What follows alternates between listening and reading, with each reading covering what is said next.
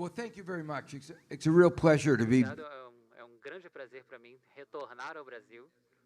E como o ministro explicou, quando eu vim há 20 anos atrás, a atitude quanto à política industrial, ao Banco de Desenvolvimento, era bastante diferente do que é hoje. Então, como deve estar claro para todos, os Estados Unidos está ativamente engajado em política industrial, tanto nos partidos republicanos e democratas, nos dois partidos principais do país. Sabemos que precisamos de políticas industriais.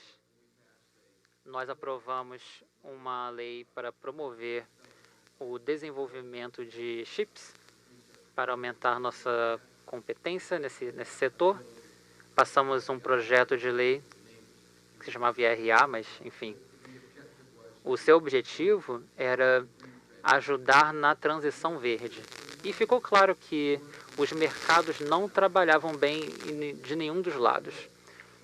E acho que há essa compreensão profunda hoje em dia de que os mercados sozinhos não solucionam problemas societários, até na área da economia, que é o que o senhor estava mencionando no final da sua fala, que existe uma necessidade para uma ação coletiva nesse setor. Os mercados, eles têm uma visão míope, eles não tratam de problemas de longo prazo, de risco e resiliência. Nós vimos isso no caso da pandemia. Eles foram incapazes de sozinhos produzir as vacinas, até produtos simples como máscaras, testes. Os Estados Unidos até teve que invocar uma lei de emergência para podermos alocar recursos para a produção de máscaras e produtos relacionados ao Covid. E vimos que os mercados financeiros, são instáveis. A desregulação que ocorreu durante o presidente Trump resultou em uma crise financeira que, bem, não uma crise, mas um tremor, digamos assim. Espero que não vire uma crise. O segundo maior caso de falência do mercado financeiro na história dos Estados Unidos. Então, tudo isso, né, por causa da falência do mercado. E todos olharam para o Estado, não falaram, o governo não tem um papel aqui. Ficou bem claro para todos, em cada uma dessas instâncias, que havia uma necessidade para ação coletiva para podermos tratar dessas questões, para que possamos enfrentar a crise do Covid-19, da pandemia,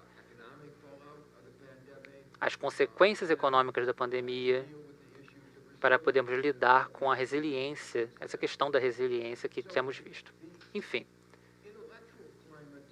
o clima intelectual hoje é bem diferente. Então, o novo mandato, né, no qual o Brasil está entrando, está iniciando esse debate de uma forma bastante relevante e num momento muito interessante.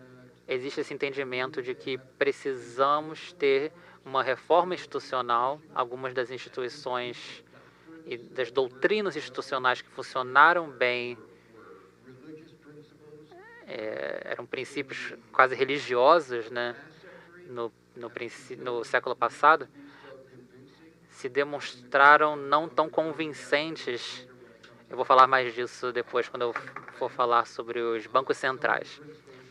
Alguns dos princípios orientando políticas monetárias foram demonstrados como errôneas, mas muitas ideias econômicas se demonstraram como robustas também.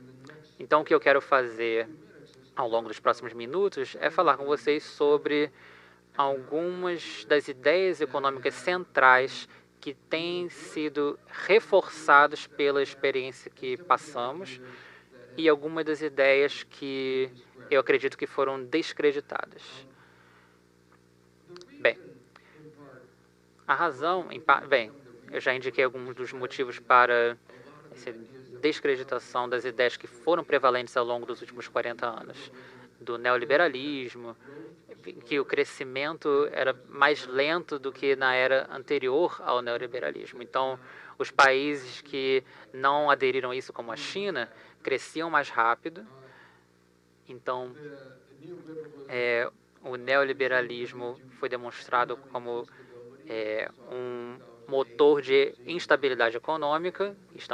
Nós vimos em 2008, estamos vendo novamente. Foi provado que não é resiliente. E enquanto que o crescimento foi mais lento na era do neoliberalismo, os frutos desse crescimento foram para poucos. Todos os benefícios foram para o topo. E esse foi verdadeiro na grande maioria dos países. E não é surpreendente que a ideia de que a economia de cascata, de que todos se beneficiariam do crescimento, foi demonstrado como falso. Nunca foi baseado numa teoria, numa evidência, mas os 40 anos de evidências tornaram abundantemente claro que essas noções simplesmente não levam a um bom desempenho econômico e a um crescimento econômico compartilhado, ou a prosperidade compartilhada. A necessidade de se adaptar à transição verde e o crescimento da desigualdade torna ainda mais imperativo nós buscarmos modelos econômicos alternativos. Por isso que é bastante animador o que está acontecendo aqui no Brasil. As questões do Brasil são, de algumas formas, mais urgentes do que são em outros países ao redor do mundo. O Brasil sempre foi descrito como o país do futuro, mas o futuro continua sendo deixado só para o futuro, né? Passou por momentos difíceis nos últimos anos, cresceu 0,53% per capita anualmente entre 2010 e 2021. É notavelmente ruim, né? Eu não quero criticar, claro, mas especialmente nos últimos 4 anos, tiveram um presidente que não foi condutor ao crescimento econômico. E esse número se compara a 4% e 1,4% para países de renda média alta e países da OCDE, respectivamente. Ao mesmo tempo, desemprego e a formalidade se mantiveram altas, em torno de 13% e 40%, respectivamente. E a renda das famílias brasileiras caiu.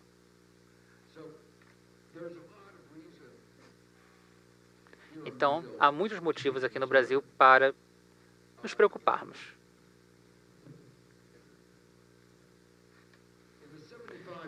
Nos 75 anos que precedem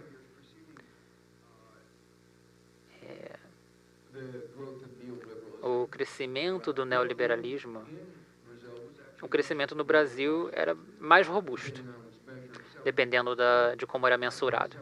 5,7% ou até mais alto do que isso. Então, isso sugere a necessidade de um novo regime econômico. Então, nas minhas falas seguintes, eu vou focar em 2 questões mais amplas. A primeira é políticas macroeconômicas atuais, porque, claro, se a gente não acerta as políticas econômicas hoje, não temos mais espaço para fazer mais nada, né? Então, e depois vamos falar por alguns minutos sobre estratégias de longo prazo, estratégias econômicas de longo prazo, o papel de bancos de desenvolvimento e políticas públicas, que será também mais do assunto de amanhã. Assim que pensamos na macroeconomia atual, no nível de atividade macroeconômica atual, a questão que todos falam aqui no Brasil e que ouvimos já bastante é a taxa de juros. A taxa de juros de vocês, de fato, é chocante. os números que vocês estão falando de 13,7% ou 8% reais são o tipo de taxa de juro que vai matar qualquer economia. Na verdade, eu acho que o que é impressionante no Brasil é que o Brasil sobreviveu ao que seria, de fato, uma pena de morte. Então, eu acho que essa taxa do Brasil está ilustrada pelo fato de que vocês têm conseguido sobreviver a esse tipo de altas taxas de juros. E parte da razão de vocês sobreviverem a essas altas taxas de juros é porque vocês têm bancos de desenvolvimento estatais, porque o BNDES, historicamente, tem feito muito com essas altas taxas de juro e tem oferecido fundos a empresas produtivas para para investimentos de longo prazo com baixos juros. Historicamente, vocês tiveram altas taxas de juros, mais altas do que os outros países, que deram a vocês uma desvantagem competitiva que vocês têm que superar com muito empreendedorismo, inovação e outras coisas que chamam a atenção no Brasil. Mas talvez a pergunta que vocês deviam ter feito é onde a gente estaria se a gente tivesse uma política monetária mais razoável. Eu diria que se vocês tivessem uma política monetária mais razoável, vocês estariam num crescimento econômico muito maior e esse foi um dos fatores que levou vocês a um desenvolvimento, uma performance fraca ao longo do tempo. E a pergunta, na verdade, há alguma justificação para essas altas taxas de juros? É claro que essas taxas desencorajam os investimentos, fica bastante claro, e já foi dito que o investimento é necessário para aumentar a produtividade no Brasil. Os investimentos são necessários para uma das coisas principais que o Brasil precisa, que é o reflorestamento, e é por isso que vocês têm tanta flutuação no crescimento econômico. Vocês dependem dos commodities, então vocês claramente precisam de investimentos, não só na indústria, mas no setor de serviços também, nas exportações, que até estão crescendo, mas vocês precisam de investimentos para fazer essa transição verde, e essas altas taxas de juros fazem esses investimentos, fazem com que esses investimentos sejam muito difíceis. Então, o efeito negativo dessas altas taxas é óbvio. E a única pergunta é: há justificativa? Bom, na maior parte do mundo, a gente debate sobre as justificativas para as altas taxas de juros e tudo fica por conta da inflação. Mas, mesmo nos Estados Unidos, em que as taxas de juros são muito mais baixas que as de vocês, há uma grande discussão dessas altas taxas de juros não serem justificadas pela inflação que estamos vivendo e, na verdade, essas altas taxas de juros são contraprodutivas. E elas, na verdade, estão exacerbando a inflação.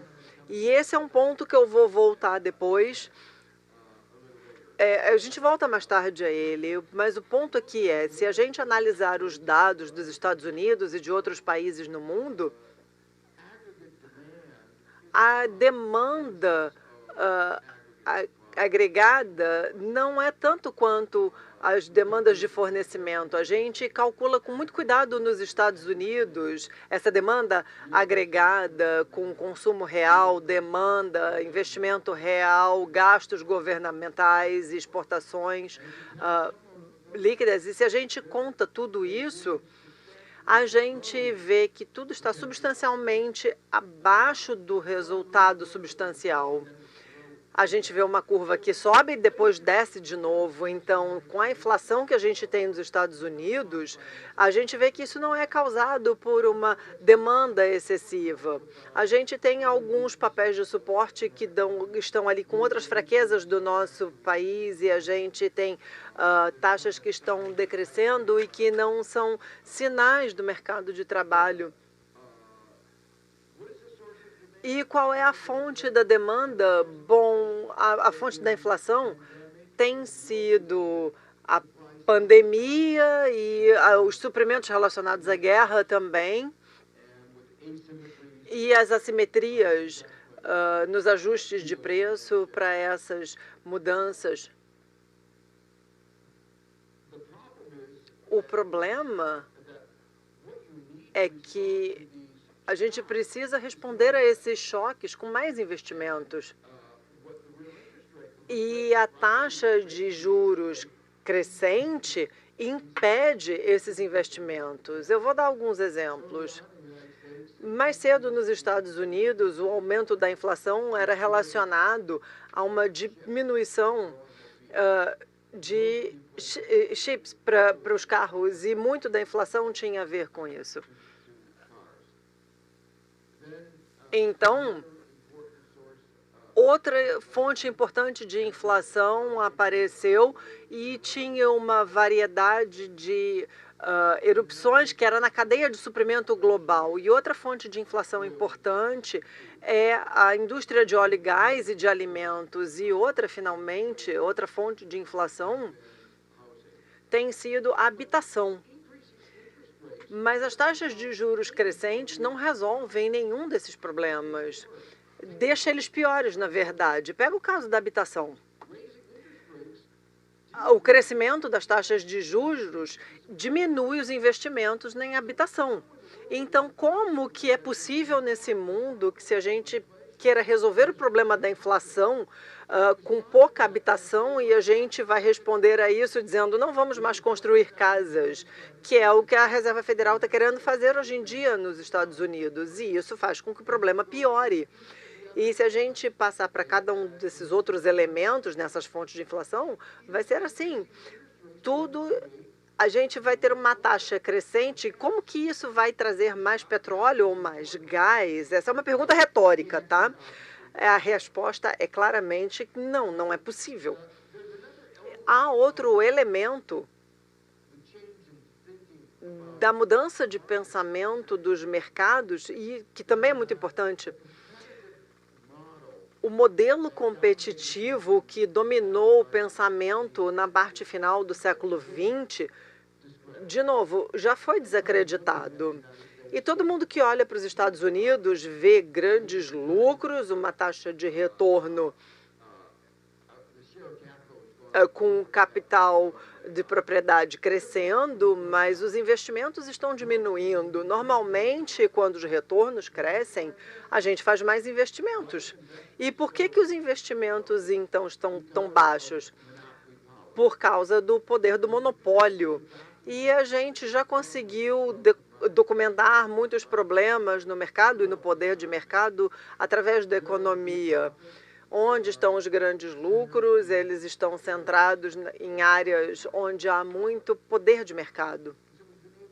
Então, a gente consegue ver esse poder de mercado e há várias teorias desenvolvidas pelo meu colega Ned Phelps, que recebeu o prêmio Nobel, Rachel Nelson também, meu colega Bruce Wilding também.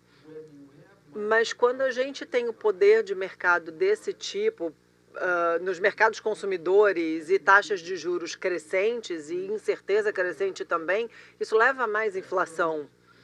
Então, as empresas decidem se aproveitar desses preços que estão crescendo, descontando os efeitos negativos no futuro.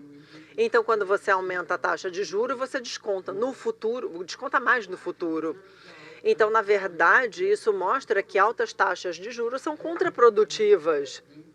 Elas podem levar, elas não vão resolver o problema da inflação e vão levar a mais inflação. E há evidências empíricas de que a taxa aumenta e diminui a capacidade. Então, o ponto que eu estou enfatizando aqui é que, pelo menos nos Estados Unidos, mas também em muitos outros países do mundo, você não pode justificar uma alta taxa de juro como uma resposta adequada à inflação.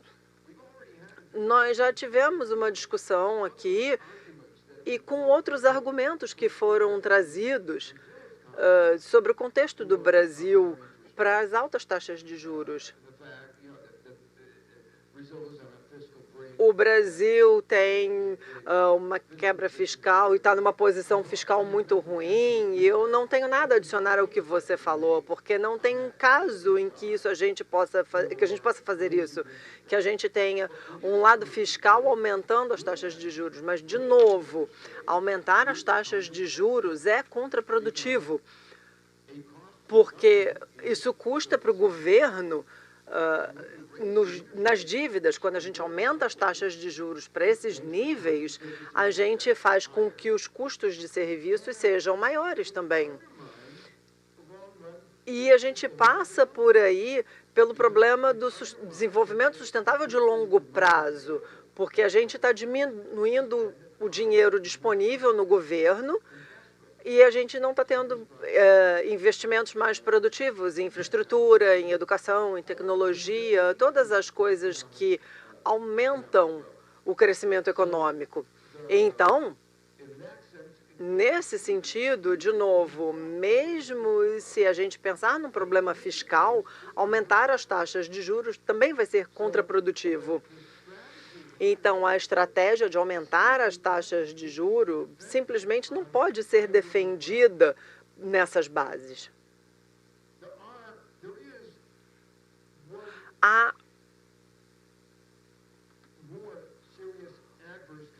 uma consequência adversa séria sobre as altas taxas de juros, que é, se a gente pensar, e na verdade é um argumento bastante clássico, que, na média, os credores são aqueles que estão ricos e quem está em débito é quem não tem dinheiro. Então, as altas taxas de juros representam uma redistribuição.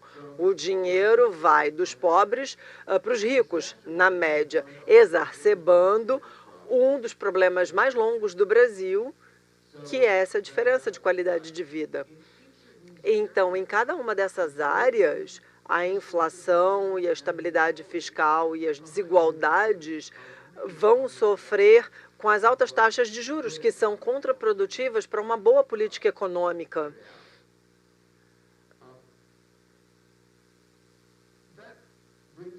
Isso me leva ao segundo tópico que eu vou falar brevemente, e eu vou falar brevemente porque eu tenho certeza que o Jamie vai abordar com mais detalhes, porque quando há uma preocupação sobre a estabilidade fiscal, o problema a pergunta é sobre o PIB relativo, como já foi mencionado aqui, a sustentabilidade do lado fiscal. Há duas maneiras de abordar essas proporções do PIB. Uma é aumentar o PIB, e se você aumentar o PIB, você vai lidar com a economia e essa diferença vai cair. Essa é a estratégia que aconteceu nos Estados Unidos depois da Segunda Guerra Mundial. A gente tinha uma taxa de PIB bastante alta e a gente tinha um presidente republicano, que é do centro para a direita. Mas um bom governo de centro-direita entende, mas eu não estou falando das extremas direitas que a gente viu nos Estados Unidos, não é isso. Eles entendiam que o crescimento precisava de investimentos. O presidente Eisenhower tinha um programa de crescimento nacional, tinha um programa de infraestrutura, programas de educação, programas de pesquisa. E então aqui nos Estados Unidos, naquela era, depois da Segunda Guerra Mundial, a gente tinha um papel ativo do governo na promoção desses investimentos. E eles tiveram um papel importante. E naquele momento, as taxas de juros estavam entre 70% e 90%. E eles não estavam querendo fazer essa discussão de diminuição das taxas como parte da agenda. Eles queriam crescer as receitas e a taxação progressiva para estimular a economia. E funcionou. Nós crescemos a economia, a gente não tinha austeridade, E, na verdade, a razão ali do PIB diminuiu de 135% para mais ou menos 35%. E essa foi uma estratégia de sucesso, crescer a economia para diminuir essa diferença no PIB. Outros países tiveram outras estratégias, como, por exemplo, cortar os débitos, e o efeito disso é que o PIB cai ainda mais, e essa diferença do PIB cresce, e essa é a política que eu vi ser imposta na Grécia. E o resultado foi que a economia falhou e teve uma depressão de longo prazo considerável e acabou tendo que reestruturar esse débito 2 ou 3 vezes. E isso, de fato, não resolveu o problema do débito. Então, esse debate está acontecendo aí ao longo dos últimos anos, na Argentina também, e mesmo aqui a mentalidade do IMF mudou drasticamente, e o ministro da Economia está buscando, nesse contexto, permitir que, mesmo com um débito bastante grande, que foi incorporado ali na Argentina durante o governo do Macri, nós estamos falando de novo sobre neoliberalismo e uma grande quantidade de dívidas, um nível mais alto de inflação que basicamente está fracassando a economia. O Guzman, nesse sentido, buscou o FMI para permitir que a Argentina crescesse. E no primeiro ano após a pandemia, ele cresceu mais de 10%. E diminuiu a razão do PIB. Então, na verdade, teve alguma reorganização da infraestrutura, mas isso enfatizou a redução de débito e enfatizou a estratégia de crescimento crescente e a redução da pobreza. Então, o ponto que eu quero mencionar aqui é que altas taxas de juros e austeridade são políticas que exacerbam o problema fiscal. E taxas baixas de juro e baixas estratégias de investimento podem, na verdade, aumentar a resiliência fiscal. Eu quero agora só passar um minutinho falando sobre a estrutura institucional dos bancos centrais independentes, porque eu acho que parte do problema no Brasil é que vocês herdaram um sistema com um banco central excessivamente independente, e eu acho que um senso de responsabilidade democrática, como nós temos nos Estados Unidos, por exemplo, é que nós temos um banco central independente. Mas, mesmo num mundo de bancos centrais independentes, a gente tem uma noção de responsabilidade forte. Só para dar um exemplo disso, Paul Volcker, que foi um dos maiores administradores do Banco Central, ele dizia que os congressistas criam e podem descriar isso. E ele estava muito ciente de que ele tinha uma responsabilidade com a sociedade. Os nossos congressistas e o chefe da Reserva Federal teve que repetir várias vezes no Congresso que ele tinha que justificar as suas políticas econômicas e explicar onde eles estavam e por que eram consistentes com a legislação. Então, não é estar acima da lei. E a legislação, eu acho, tem uma mudança de estrutura sobre como a gente pensa sobre o mandato correto dos bancos centrais. E, de novo, no neoliberalismo havia uma visão de que os bancos centrais deviam focar só na inflação. E, como eu falei, o Banco Central de vocês, mesmo que fosse assim, ele estava indo muito além disso. E ele precisa justificar o que faz em termos de inflação também. Mas o Banco Central americano tem uma obrigação com inflação, crescimento, emprego e estabilidade financeira. E nem sempre houve um equilíbrio correto entre eles, mas pelo menos há um mandato mais longo que pode responsabilizar o presidente do Banco Central. E a discussão agora é sobre eles fazerem ou não um bom trabalho na regulação e supervisão.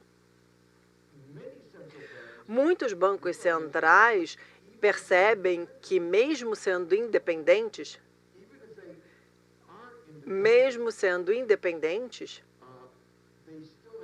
eles ainda precisam ser mais representativos. Então, por exemplo, na Suécia, eles devem ser um membro que represente os trabalhadores, porque os bancos centrais afetam os empregos e os trabalhadores têm que ter voz.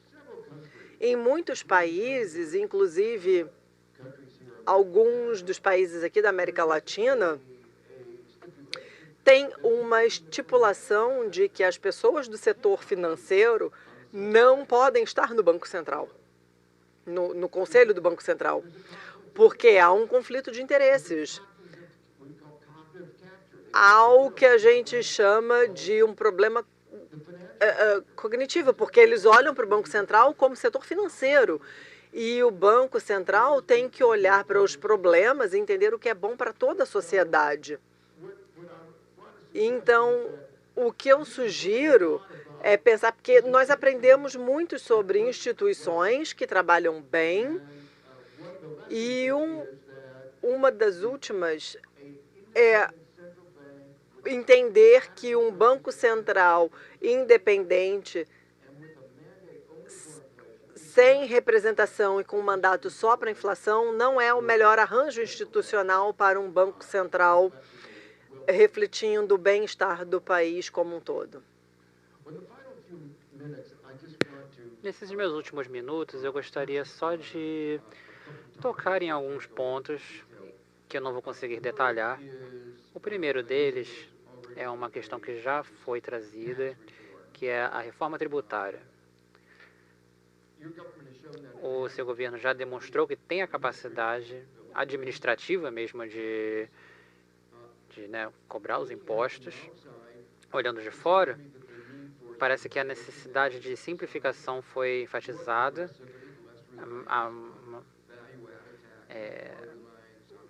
um elemento de mais progressista nisso mesmo, e uma estrutura tributária que não apenas representa os valores da sociedade, mas que ajuda a formatar a economia mesmo. Então, imposto verde, por exemplo, que ajuda a levar a economia para longe dos combustíveis fósseis. Impostos ambientais que ajudam a promover um ambiente melhor.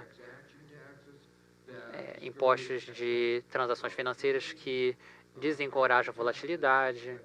Todos os impostos que podem ajudar a promover o crescimento. Um outro exemplo é taxar corporações que investem na economia a taxas mais baixas do que corporações que não investem. Então, encorajar o investimento, é o que eu quero dizer. E as empresas que investem podem ter uma taxa menor do que as empresas que não engajam em especulação ou em investimento não produtivo. Eles têm taxas mais altas. Então, o ponto aqui é que a tributação pode e deve ser um instrumento para formatar a economia, inclusive tratando de problemas grandes como a transição verde e a desigualdade. E o Brasil deve fazer um uso maior, mais amplo desse instrumento. E o último tópico dado esse espaço fiscal, é importante ter uma estratégia de longo prazo. E esse novo pensamento significa novas políticas e revisar o papel das instituições. As políticas que eu quero dizer são as industriais, que voltaram à moda, como eu mencionei. E essas instituições que estão crescendo em relevância incluem os bancos de desenvolvimento. Vocês têm a sorte aqui no Brasil de que vocês têm um banco de desenvolvimento eficaz. Houve uma tentativa de esmagar vocês sobreviveram a essa tentativa, mas agora é o momento realmente de repensar e ter objetivos mais amplos. Eu devo mencionar aqui que no mundo todo, a ideia de bancos de desenvolvimento ganhou um impulso, especialmente agora, durante a transição verde. Eu trabalhei com um BNDES, a Premier Milis, na Etiópia, para ajudar os BRICS a criarem o que hoje é chamado de o novo Banco de Desenvolvimento, o Banco BRICS, Brasil, Rússia, Índia, China e África do Sul, que agora é uma instituição próspera, que investe dezenas de bilhões de dólares e promove a transição verde no mundo em desenvolvimento e em mercados emergentes. Até o estado de Nova York criou um banco de desenvolvimento verde. Então, o fato é que há uma compreensão do porquê que bancos comerciais são incapazes ou não precisam de investimentos de longo prazo, sim.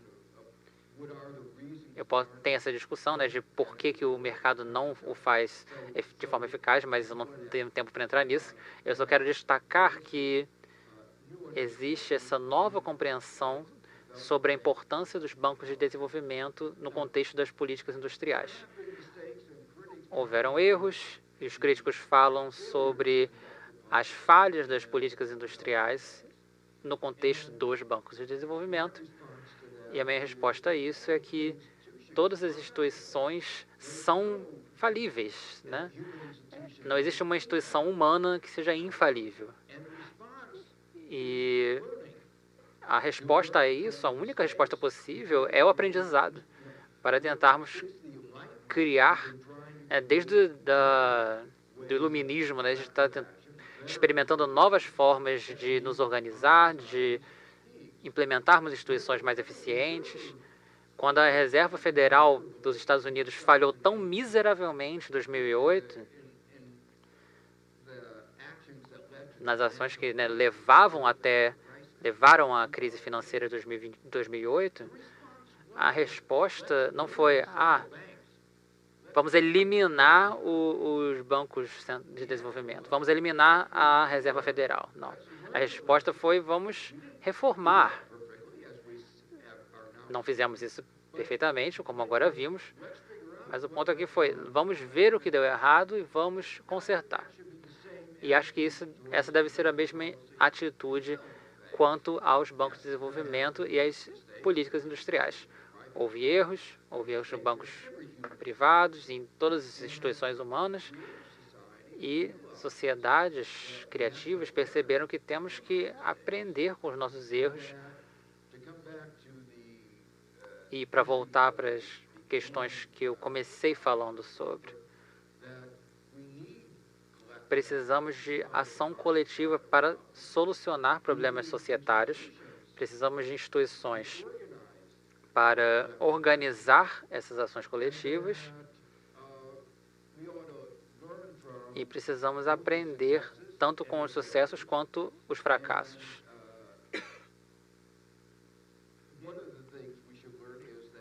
Uma dessas lições é que taxas de juros altas são uma política ruim. E outra coisa que temos que aprender é que políticas industriais, que podem incluir não só a indústria, mas o setor de serviços, a economia verde, e, a reestruturação da economia e os bancos de desenvolvimento, podem ser uma parte importante da estratégia de desenvolvimento sustentável.